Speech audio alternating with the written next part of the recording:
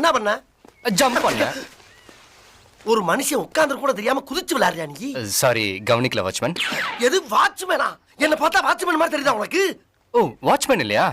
தோட்டக்காரன், சமையக்காரன். ஓ, ஏய், இந்த காலேஜ் ஸ்டூடெண்ட்ரா நானு.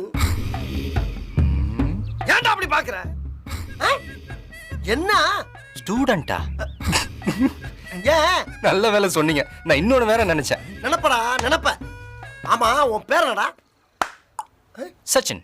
வெறுங்கிலே முளம் போடுறேன். உங்க பேரு? அர்னால்டு. நான் ஒரிஜினல் பேர்ல கேட்டேன். ஐயா சாமி, ஐயா சாமி. கேட்டானா உன்ட்ட?